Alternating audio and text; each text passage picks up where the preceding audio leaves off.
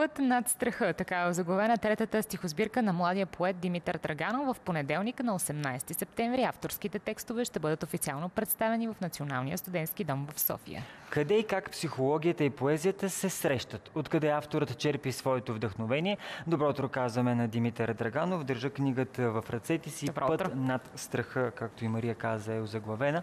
Но защо път над страха? Откъде дойде това заглавие, освен че е едно от стихотворенията вътре? Да, първо добро утро на вас и на вашите зрители. По отношение на това, откъде авторът черпи вдъхновение, бихме могли да кажем, че един поет, един писател се вдъхновява от всичко случващо се около нас. Път над страха, заглавието на моята стихосбирка, е вдъхновено, има стара история. Това е едно стихотворение, което написах през месец март на тази година. И с това заглавие, с тази метафора, аз искам да кажа, че всички ние сме способни във всеки един момент от своя живот да се изправим точно срещу тази емоция страх, която смятам аз, и не само, би могла да ни попречи да живеем един спокоен и един радостен живот. В стихосбирката Път над страха аз събирам над 80 мои авторски стихотворения, в които пиша на различна тематика, на философска тематика, на социална тематика и, разбира се, присъстващата през всички поети тематика. Това е любовната тематика, както и засягам ред други тематики, свързани с обществото, а и не само. Колко време ви отне създаването на тази стихосбирка? Да, създаването на тази стихосбирка протече сравнително бързо. Стихотворенията, за които говоря, над 80 на брой, бяха готови, бяха написани единствено за около 2 седмици. Трябваше да ги събера, след което с издателите от издателство Многоточие да ги компилираме и да подберем най-добрите от тях, които залягат в основата на книгата. Анонсирахме го като среща между психологията и поезията. Как се осъществява тази среща? Защото стихотворенията наистина са доста различни, бих казал дори нестандартни, защото са свързани с нещата от живота. Казахте, социални аспекти се засягат. Къде общо взето срещата психология и поезия? Да, психологията и поезията, бих казал аз, на един лиричен език буквално са като брат и сестра. Психологията дава възможност, лично според мен, на автора да разглежда битието от един много по-широк спектър и да пише за всякакви теми, съвсем спокойно, съвсем открито. Психологията е изключително важна наука, която смятам днес е изключително необходима на обществото и за подпомагане на комплицираното положение, в което се намираме. Защо не е толкова необходима психологията? Болно ли е обществото? От какво трябва да го излекуваме? След последните събития в, бих казал, обществен, а и в световен план като цяло се забелязва една тотална, бих казал, морална, нравствена, емоционална ерозия в обществото.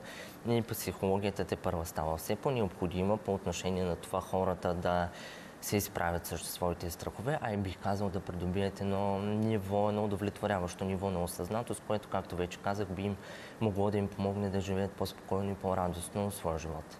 Вие от кой поет сте се учили обаче? Има ли някой, който е така ваш идол, ваш кумир и на когото сте искали да по някакъв начин да поддържавате, да приличате в начина, по който пишете? Разбира се, да, имало е такъв поет и това е варненският поет Валери Станков. Защо точно той? Изключително много ме вдъхновява неговия начин на писане и като цяло от малък аз следя неговите произведения от на 10 години. С какво е по-различен той от останалите поети? Защо така ви вдъхновява? Лично мен ме докосва по един много специфичен, докосва душата ми по много специфичен начин. Доближава се изключително много, бих казал, до моя начин на светоглед, до моя мироглед. И както вече подчертах, от изключително много време читам негови стихотворения.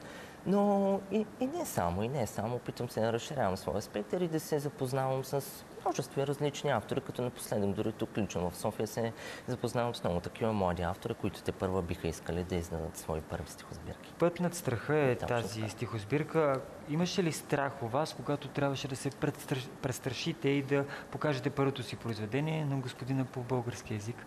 Да, това се случи вече преди около 12 години, когато показах първото си стихотворение на господина по български език и литература от град Стралджа.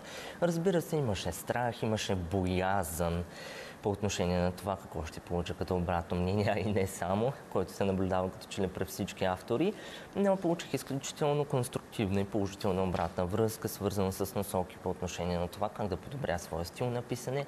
И бих казал, се мотивирах да продължава напред и да се развивам в сферата на поезията. С какво тази стихосбирка е по-различна от другите две? Моят глас и портрет на живота. Точно така, първата ми стихосбирка "Моят глас" съдържа в себе си около 30 произведения, отново на различна тематика, но бих казал в тези произведения аз съм се най-един малко поплах, докато във втората стихосбирка "Портрет на живота" хоризонта се разгръща още повече, за да се разгърне в още по-голяма степен, точно в третата стихосбирка "Път над страха". Четвърта стихосбирка ще има ли?